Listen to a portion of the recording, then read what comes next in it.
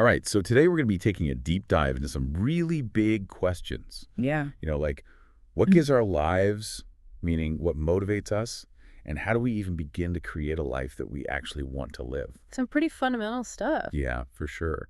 And for this exploration, we're going to be turning to Jordan Peterson's lecture, how to create the life you want to live. Oh, yeah, I've seen that one.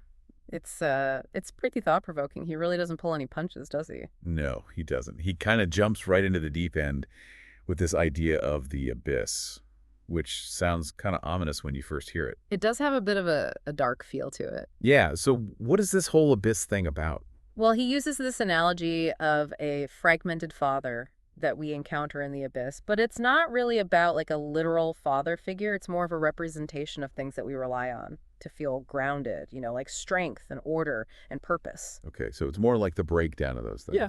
Yeah, exactly. And Peterson argues that, life's challenges can really shatter those foundations and leave us feeling lost. So staring into the abyss means facing those feelings of brokenness, those things that we tend to want to shy away from. So it's like acknowledging the darkness, the pain, the stuff we try to avoid. Right. And I think that's a key point because, we often try to avoid discomfort. But Peterson's suggesting that real growth comes from pushing ourselves beyond those self-imposed boundaries. It seems kind of counterintuitive, though, doesn't it? Like we should be seeking comfort, not discomfort. Yeah, it's definitely a different way of looking at things. He even says that by challenging ourselves, we're actually activating new parts of ourselves, like not just mentally, but even genetically. He calls it becoming the resurrection of the ancestral father. Whoa. Okay, that's getting pretty deep. Yeah, it is. It's like we're tapping into this ancient source of strength that's within us all. So I'm curious, what do you think holds most people back from taking those leaps? Well, I think fear plays a big role. Fear of failure or maybe even a lack of clarity about what we really want. Yeah, that's a good point. Peterson talks about the difference between casually wishing for something and truly wanting it.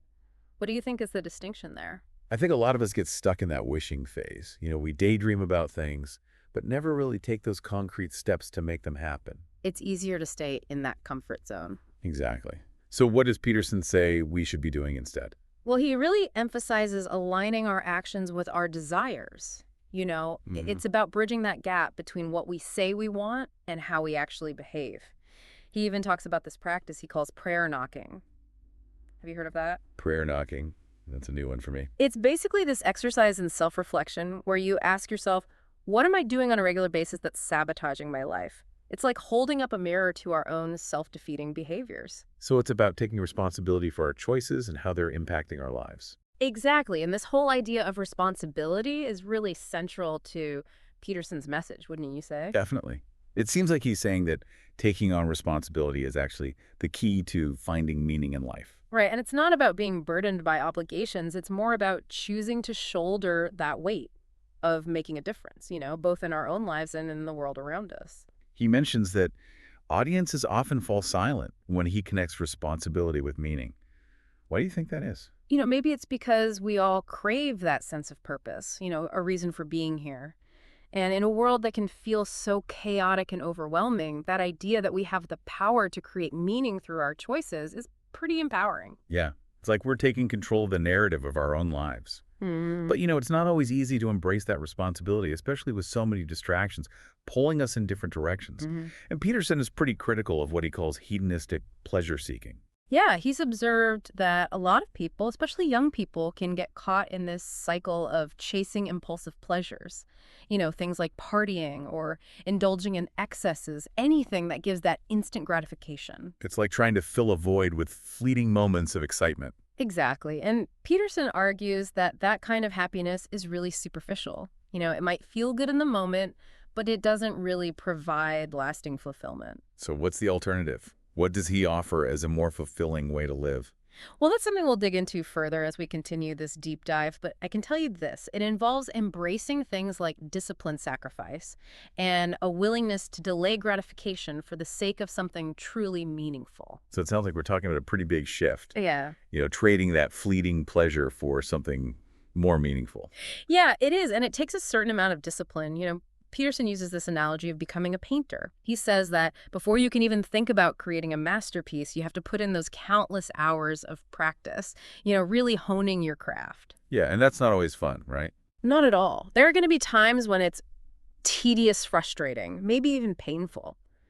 But it's that dedication, that willingness to push through the discomfort that leads to mastery. So it's like sacrificing that present comfort for future growth and fulfillment. Right. And that applies to anything, music, athletics, business relationships, you name it.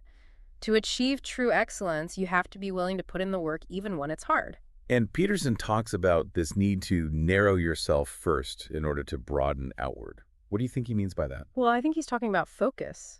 We live in a world with so many options. It's easy to get scattered trying to do a million things at once. But to really reach your full potential, you need to choose a direction and commit to it wholeheartedly. It's like saying, okay, for the next year, I'm going to put all my energy into becoming a writer or a musician or whatever it is that you're passionate about. Exactly. It's about choosing a path and walking it with intention. And that might mean saying no to some opportunities along the way, things that seem tempting but would ultimately just distract you from your main goal. So it's about recognizing that there are so many ways to get it wrong and maybe only one way to get it right. Right. And Peterson says it much better than I can. He says there are a million ways of doing things wrong and one way if you're lucky to do things right. So how do we find that one way, that path that really feels aligned with our deepest selves? Yeah, that's the question, isn't it? It is. And that's where this idea of the narrow spot comes in.